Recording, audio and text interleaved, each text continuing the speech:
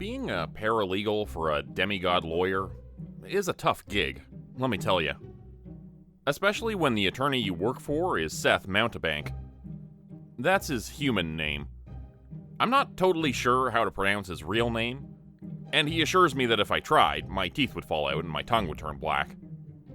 One thing I am sure about, I am absolutely positive that he is the personification of the ancient Egyptian god of chaos and mischief. He's not very subtle. Just Google the term Egyptian god of mischief, and his name and face appears, along with a fairly accurate description of him. Luckily, nobody else has caught on yet. Or if they did, Seth quickly got rid of them. My boss is 7 feet tall, with the head of a dog, and he has a tail with spikes on the end of it. You'd think people would notice, but he's very adept at hiding these things. The most challenging part of it all is getting his suits altered to accommodate his tail. Usually he makes me do it with a big pair of oversized scissors.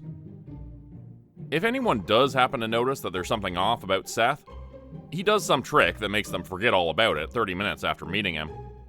They never totally see through his camouflage, but some people do mention the fact that his head does not seem to belong to a human, although they generally can't figure out that it's a dog head, and quickly get lost in trying to decide what sort of creature it really belongs to. He lets me see through the whole disguise, since I've been working for him for ages. Literally, for ages. We saw the pyramids at Giza built, and those other pyramids you guys don't even know about. The ones that are now completely buried under sand, north of the touristy areas. That's one perk of the job. I get to be immortal, at least for as long as Seth requires my services. It feels like he's been a lawyer since the beginning of civilization, or at least for as long as lawyers have existed. He must get some sort of kick out of it. Plus, nobody practices whatever religion he's the deity of anymore, so he doesn't really have anything better to do. We're heading to court right now, and I'm anxious as ever to see what shenanigans he'll pull this time. His antics are legendary. Literally. Once, when he knew he was losing during closing arguments, he turned the prosecutor into a pile of snakes, prompting a mistrial. Another time, he filled the opposition's key witness's throat with scorpions, just as she was providing important testimony. A judge, who caught on to his tactics, promptly disappeared following a trial which Seth lost. His car was found the next day to be still in the courthouse parking lot, but it was full of locusts and scraps of bone, with no other signs of the judge. Needless to say, those who knew about Seth's ability to win cases were quick to hire his services, and he did not discriminate. Our current client was a degenerate who had robbed a gas station while high on a potent combination of crack, crystal meth, and angel dust. They'd also found traces of several other drugs in his system. A part of me almost wanted to congratulate him on how intoxicated he was. Another part of me wanted to run away from him and never see him or his bizarre facial tattoos ever again. He was waiting for us as we entered the courtroom. I hustled to keep up with the long strides of the tall demigod. "Mr. Mountebank, need I remind you that court begins promptly at 9? The judge scolded as we took our places. The client whispered something to Seth, sounding angry. Seth simply smiled that annoying smile of his. It was weird, because I could see the dog head, but I could also see the illusion that he was casting on everyone else, like a semi-transparent mirage. It could get very distracting. "Sorry, Your Honor, it won't happen again." "See that it doesn't?" Court proceedings began, and I handed Seth the necessary documents when he required them, making notes and looking up anything pertinent. The case was a tough one, because our client had been recorded on camera robbing a gas station. He had been caught red-handed, in the parking lot, with his pockets full of stolen cash, and the gas station attendant had ID'd him on top of everything else. Basically an open and shut case for the prosecution. And yet, Seth had insisted that he plead innocent. It was a case that only he could win. "I called Devin Baker to the stand," Seth said, when it was time to call his first witness. The defendant approached the witness stand, then sat down to take his oath. Once that was done, my boss began his questioning. "Is it true, Mr. Baker, that you currently live with your mother in her basement." He hesitated. Yeah, but what is that? I'll ask the questions here. Now, do you currently have any sort of job or educational obligations?" What? "Do you go to school, Mr. Baker? Do you work?" he asked him aggressively. The poor client looked a little flabbergasted. I could see he almost wanted to ask Seth if he'd forgotten he was his lawyer. But eventually he answered, "No, I don't work or go to school. I'm between jobs right now." "And your last job, where did you work?" The man balked at the question, looking like he didn't want to answer it. I couldn't blame him, since he was a professional criminal. "Where did you work? Have you ever had a job?" "Dude, you're my fucking lawyer. What the fuck are you doing?" "I'll ask the questions here, Mr. Baker. You never had a job because you steal for a living, isn't that right?" "No, I don't... hey," he turned to the judge. "Can we have a mistrial or something?" "He's your lawyer," the judge shrugged, under some sort of hypnosis. "Sounds like he's ramping up to something." "Exactly," Seth shouted. "Now admit it. You robbed the gas station. Just admit it and we can all go home." "You told me to plead innocent. What the fuck are you doing?" the man whispered under his breath. I was getting a little nervous myself, but Seth always had a plan. "So you're saying you're not innocent?" "No, yes. No, I'm not saying that. The camera's got it all wrong, man. I didn't steal nothing." "Aha! So you're saying you're being framed?" What an interesting development, ladies and gentlemen of the jury." He turned to face the 12 people in the jury box. "This is the first I'm hearing of a conspiracy to frame my client." He had his most theatrical voice going, but the prosecutor was shaking his head, looking annoyed. He stood up, raising his hand. "Objection, Your Honor. There's been no evidence of any sort of conspiracy to..." Seth winked at me, and the man was suddenly choking. He raised his hands up to his throat and made the universal sign for needing the Heimlich maneuver. But I could already tell that wasn't going to help. "Objection overruled. Please sit down. Don't interrupt again." Scarabs began to scurry out of the opposing lawyer's throat, crawling from his mouth and down his neck and into his clothing. There were thousands of them. Millions of them. So many that they were choking him and causing his face to turn purple, then blue, and then a toxic shade of gray. "Well, if there's no further objection from the prosecutor, I'll continue," Seth said, as if nothing had happened, and the rest of the courtroom followed suit. Your Honor, I'm going to need some time to prepare for this new turn of events," the prosecutor's co-attorney said, stepping over his deceased body. "Can we take a brief recess?" The judge rolled his eyes. "You've had all week to prepare. Now, please, let's get on with it." "Yes, Your Honor." "Now, as I was saying," Seth continued, "what do we really know about the owner of this gas station? Mr. Jackson has already testified that he was employed with a facility that produces playground equipment prior to purchasing the gas station.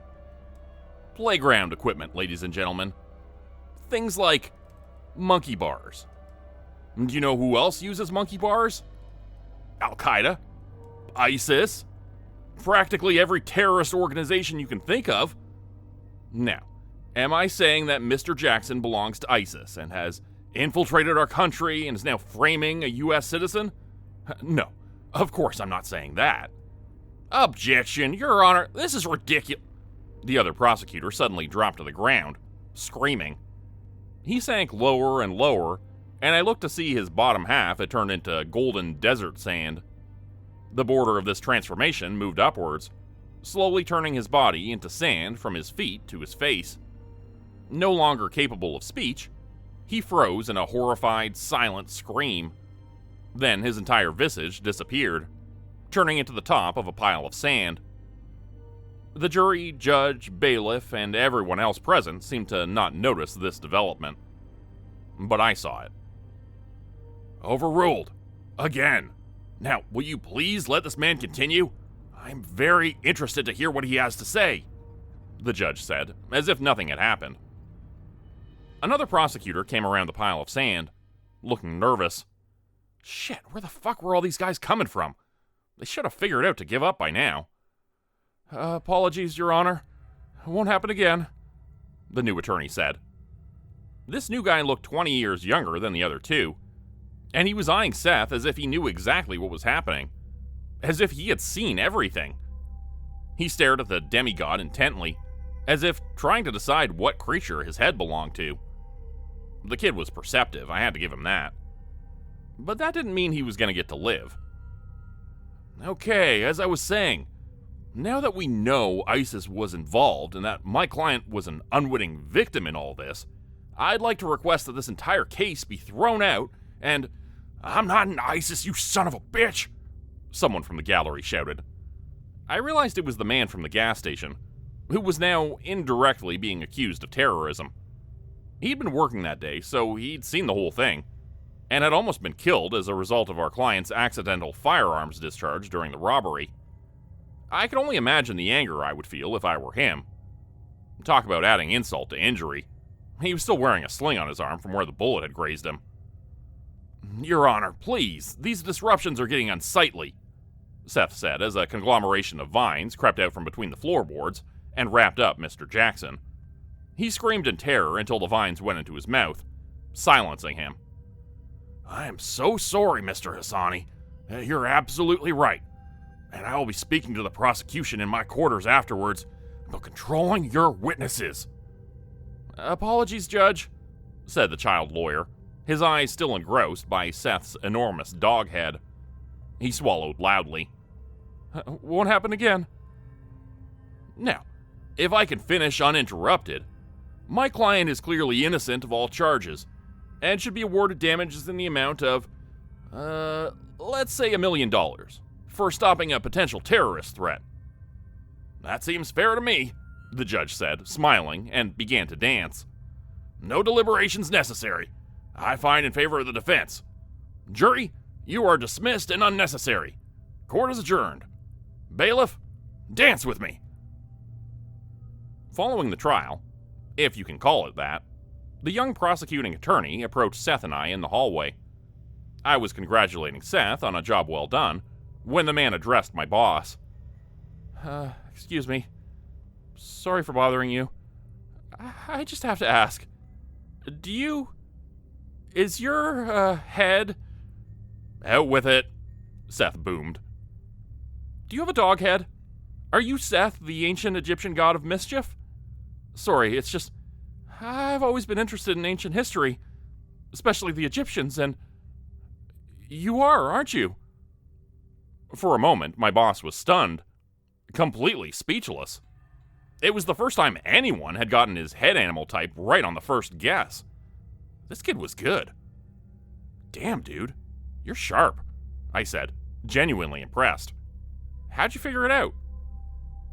Seth raised both of his hands, placing them firmly on the sides of the man's head.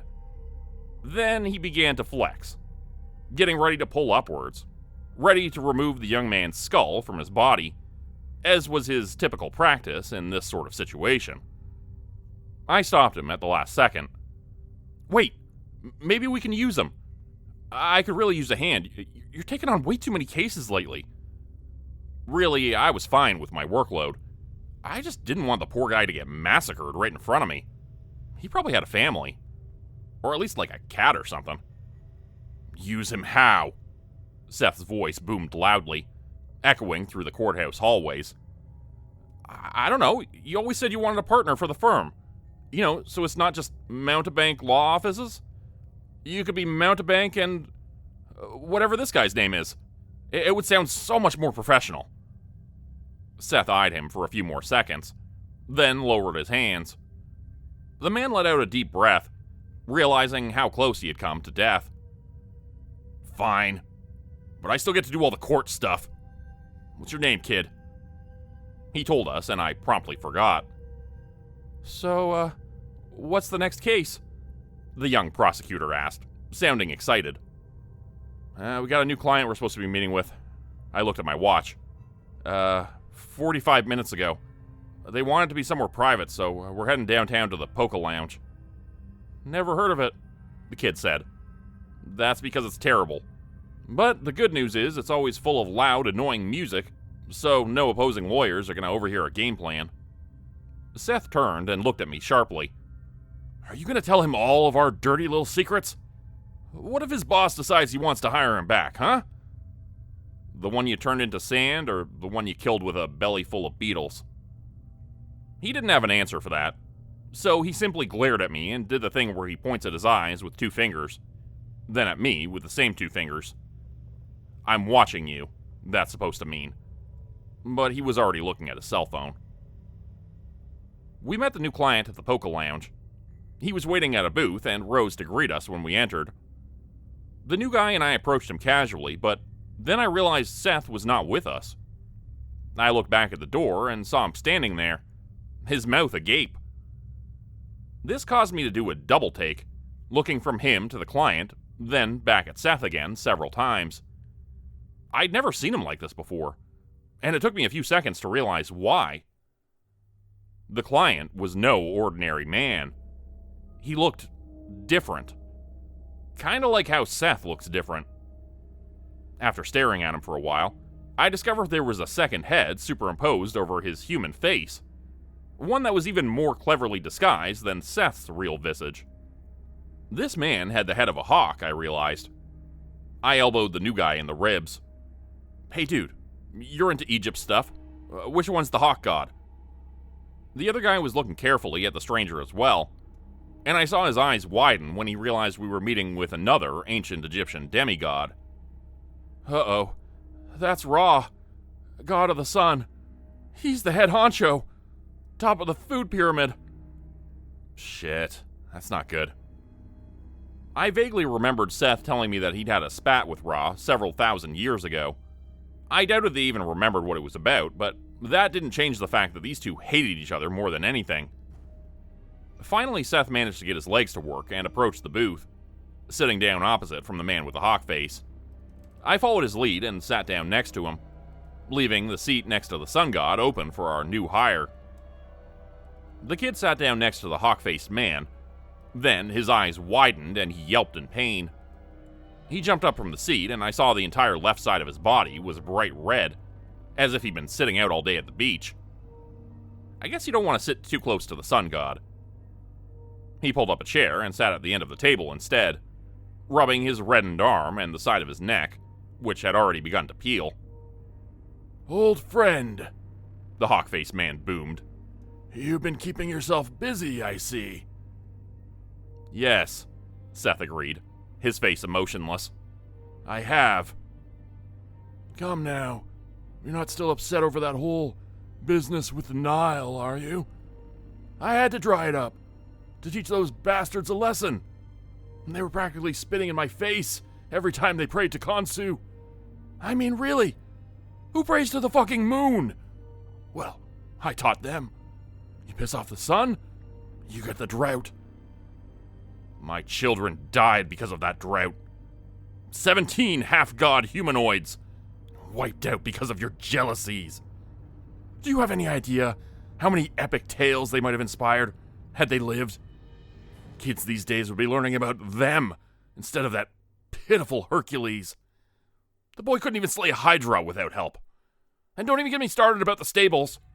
He was supposed to clean them, not the fucking tides. See? One more thing we can agree on. And who controls the tides? Khonsu! Look at that! We're practically best friends again. Now, can you please take my case? I hear you're the best at this law business, and I really do need someone good.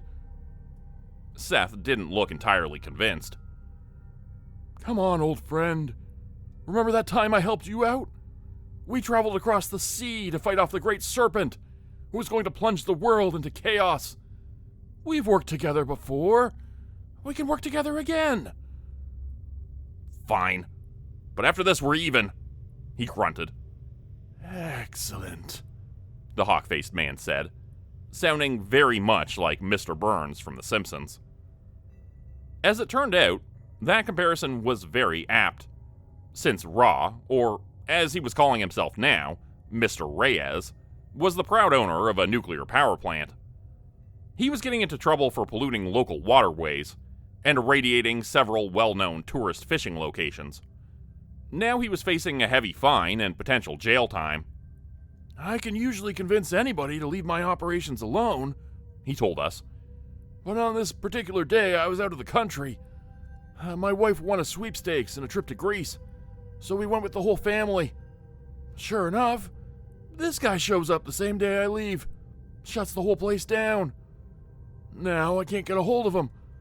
All I get when I call the agency is a bunch of robots. And you can't Jedi mindfuck robots. Yes, quite a dilemma, Seth agreed. When's the first court date? Next Tuesday. The judge is some woman named Themis. Weird name. Of course, our new guy had gone to the bathroom at just that moment, so he missed that bit of the conversation. He might have recognized the name. I sure as hell didn't. When we got to court the following Tuesday, something didn't feel right. Even Seth looked nervous as we entered the courtroom, his eyes darting from side to side.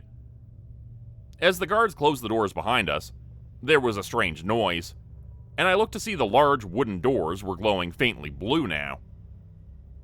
Seth? I said, trying to point this out to him. The doors. Quiet, he commanded. Trying to focus. Get my game face on.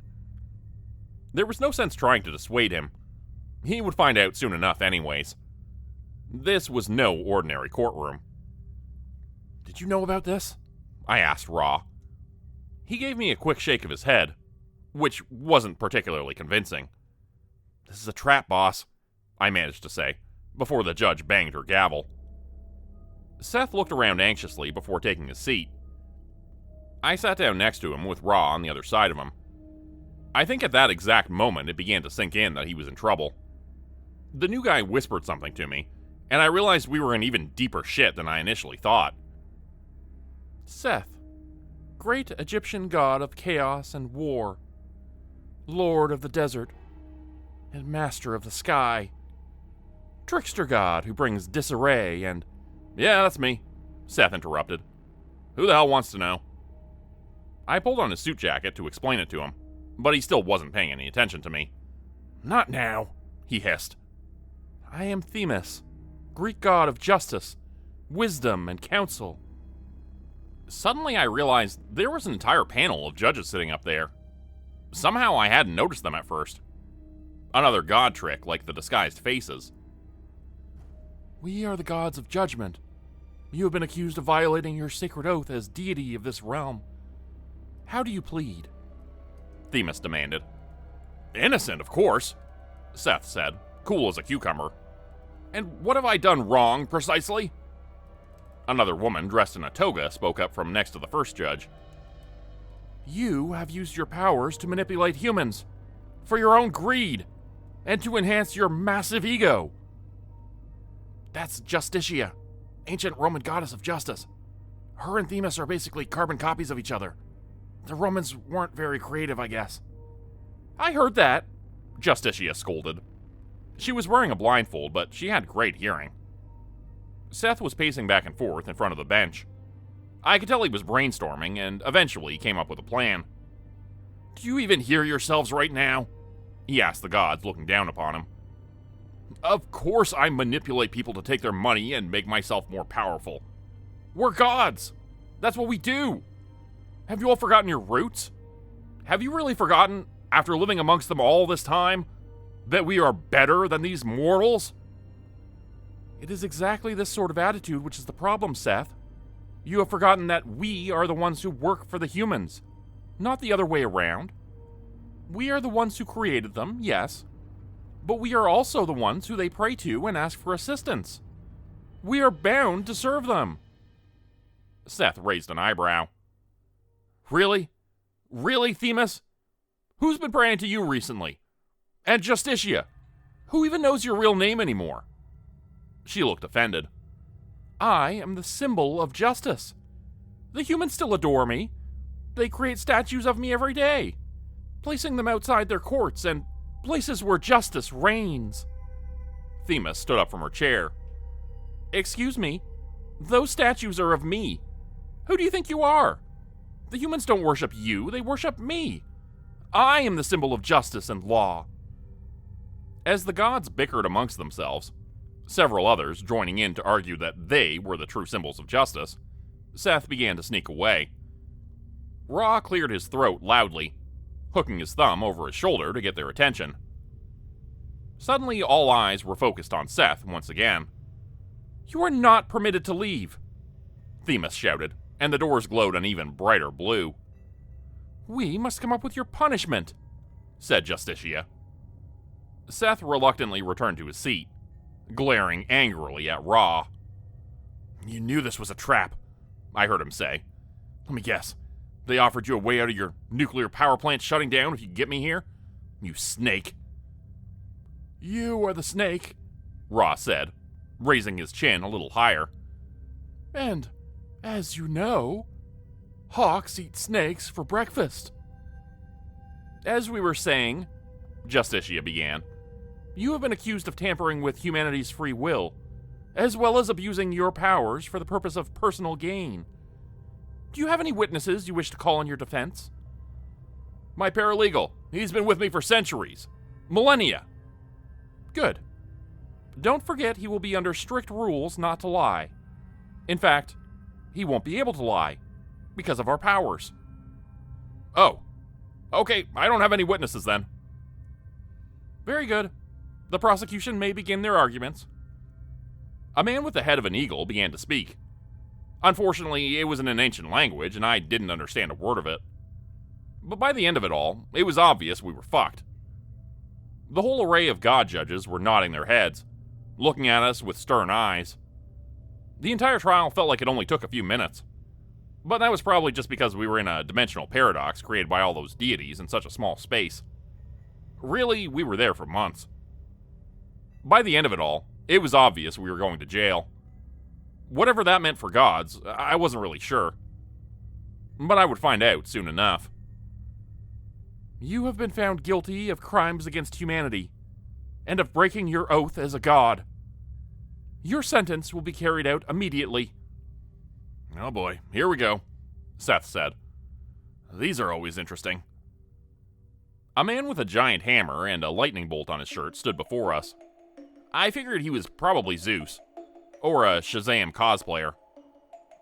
"I sentence you to mortality," he boomed, swinging his hammer down until it hit the ground, collapsing the building all around us. When I opened my eyes, we were standing in the park. It was a warm, sunny day outside, and all looked to be well with the world. But Seth was crying. He looked very distraught. "What's wrong?" I asked. "We're alive. That's not such a bad punishment." Seth didn't look convinced. "A person? They made me into a person? Oh, come on, this is the worst. I would have rather been a fucking golden retriever. At least then life would be short and sweet. Not to mention people would rub my belly. Do you have any idea how good that feels?" I opened my mouth to say something, but then closed it again. I realized at that moment, he was right. Wouldn't we all rather be golden retrievers if we had the chance? The real horror is being human. The story you just heard was written by me, and a variation of it previously featured on the Dr. Nosleep podcast and YouTube channel. If you'd like to check out their channel for more content, please check out the description below. Become a channel member today for early access, bonus videos, and special emojis only available to members. Check out the description below or click the join button for more info. If you'd like another way to help support the channel, please consider joining my Patreon page at patreon.com/Jordan Group Horror. As a patron, you'll get access to bonus videos and content. You'll be credited at the end of every video going forward, and if you decide to stay for 3 months, I'll name a character after you which will be featured in a Hollow's End story. Links to join the Patreon are in the description. Thanks everyone for listening. Please like, subscribe, and comment to help the channel continue to grow. And see you again next time at 4 p.m. Eastern Standard Time. Hope you have a great night.